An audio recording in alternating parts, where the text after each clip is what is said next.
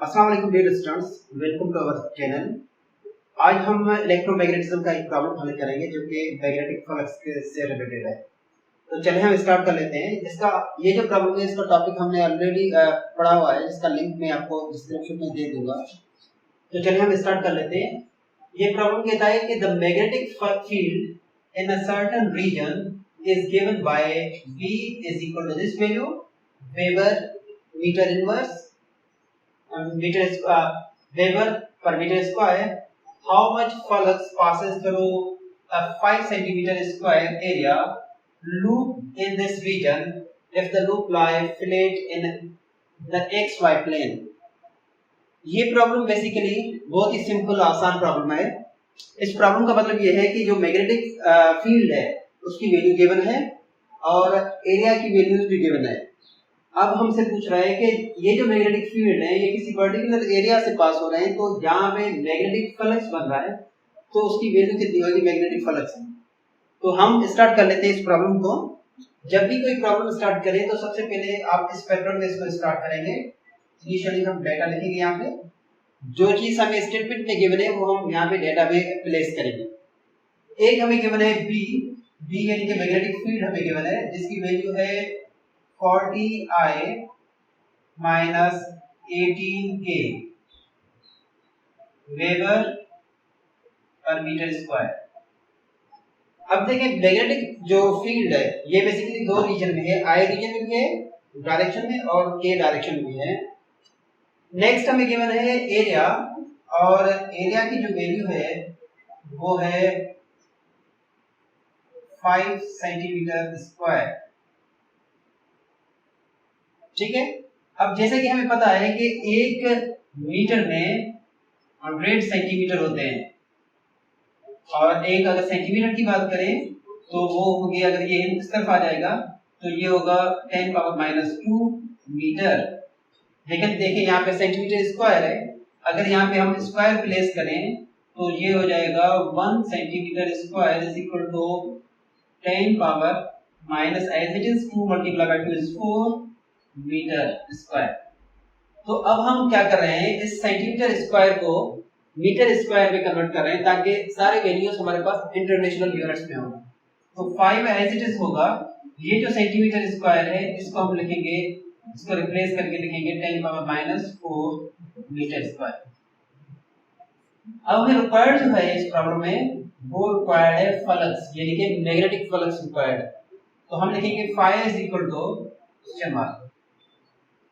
यहाँ पे जो फार्मूला यूज होगा, जिन्होंने मेरा टॉपिक ऑलरेडी देखा हुआ है मैग्नेटिक फ्लक्स का, तो वहां पे हमने फार्मूला पढ़ा है flux is equal to B dot A, magnetic field और एरिया जो है वो आपस में मल्टीप्लाई है।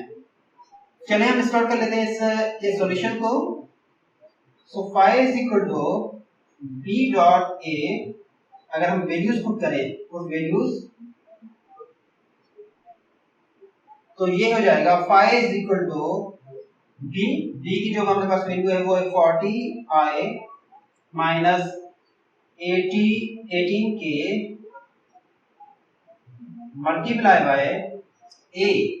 अच्छा, एक और चीज देखें, ये कह रहा है कि जो लूप है वो बेसिकली फ्लैट है एक्स वाई के। अगर हम ये डिजाइन बना दें, ये है अगर हमारे पास एक्स वाई और जेड, ये जो लूप है एरिया का लूप, ये एक्स वाई के फ्लैट है यानी कि परपेंडिकुलर है, तो वो कौन सा है, जेड है। अगर एक को हम आई से रिप्रेजेंट करें, वाई से को जे से, और जेड को फिर क्या होगा, के से हम रिप्रेजेंट करेंगे। तो यहाँ पे हम लिखेंगे 5 × 10⁻⁻4 के मीटर स्क्वायर। ओके, अगेन अगर हम एरिया की वैल्यू पुट करें तो वो होगा 5 × 10⁻⁻4 के मीटर स्क्वायर। ठीक है। नेक्स्ट स्टेप में अगर हम इनकी वैल्यूज मल्टीप्लिकेशन करें तो हम इस तरीके से लिखते हैं इसको, phi इज इक्वल टू 40। अब इस वैल्यू को हम इस और वैल्यू से मल्टीप्लाई करेंगे और नेक्स्ट में इसको भी मल्टीप्लाई करेंगे। पहले हम मल्टीप्लाई करते हैं 40I मल्टीप्लाई बाय 5 × 10⁻⁻4 के ठीक है, लेकिन मैं इसको इस तरीके से लिखता हूँ, जो नंबर्स हैं वो आपस में मल्टीप्लाई करता हूँ और जो आई जे के डायरेक्शंस हैं उसको मैं यूनिट वेक्टर है उनको मैं अलग मल्टीप्लाई करता हूँ। 40 multiply by 5 into 10 power minus 4 और यहाँ पे क्या है आई मल्टीप्लाई होगा किससे, के से, आई डॉट के। उसके बाद साइन कौन सी है, माइनस, तो हम माइनस प्लेस करेंगे यहाँ से। 18 मल्टीप्लाई बाय इसका जो हमारे पास कोफिशिएंट है, मैग्नीट्यूड है, वो मल्टीप्लाई करेंगे 5 into 10 पावर माइनस 4 और के मल्टीप्लाई बाय के, के डॉट के। अब आते हैं हम यहाँ पे इंटरेस्टिंग जो हमारे पास चीज आती है वो ये है 40 मल्टीप्लाई बाय 5, तो ये हो जाएगा 200 into 10 पावर माइनस 4।